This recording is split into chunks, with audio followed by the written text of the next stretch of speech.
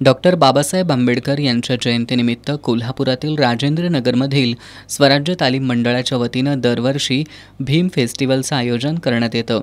यावर्षीच्या भीम फेस्टिवलमध्ये 11 ते 16 एप्रिल या कालावधीत विविध कार्यक्रम घेण्यात आले। 11 एप्रिल रोजी महात्मा फुले यांच्या प्रतिमेला राजारामपुरी पोलीस ठाण्याचे पोलीस निरीक्षक अनिल तनपुरे यांच्या हस्ते पुष्पहार अर्पण करून फेस्टिवलची सुरुवात करण्यात आली। 12 एप्रिलला महापुरुषांच्या वेशभूषेतील कलाकारांनी हाक बाबांची हा प्रबोधनात्मक कार्यक्रम सादर केला। यातून गौतम बुद्ध, संत कबीर, छत्रपती शिवाजी महाराज, महात्मा फुले, डॉक्टर बाबासाहेब आंबेडकर, संत रविदास अशा महापुरुषांचे विचार या माध्यमातून मांडण्यात आले। 13 एप्रिल रोजी आरोग्य शिबिराचं आयोजन करण्यात आलं होतं।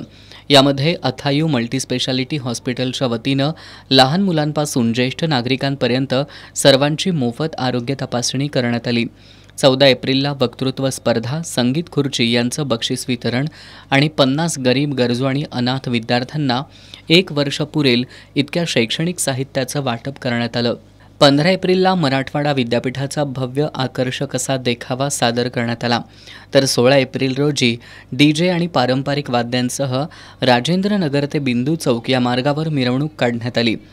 मिरवणुकीचं उद्घाटन गोकुळचे संचालक प्रकाश पाटील, पद्मावती डेव्हलपर्सचे सर्व संचालक, अखिल भारतीय मराठा महासंघाचे राष्ट्रीय उपाध्यक्ष वसंतराव मुळीक, मल्हार सेनेचे सरसेनापती बबनराव रानगे, PRPचे जिल्हाध्यक्ष DG भास्कर, शहराध्यक्ष सोमनाथ घोडेराव यांच्या प्रमुख उपस्थितीत करण्यात आलं। या मिरवणुकीत हजारोंच्या संख्येनं भीम अनुयायी सहभागी झाले होते। या मिरवणुकीनं भीम फेस्टिवलची सांगता करण्यात आली।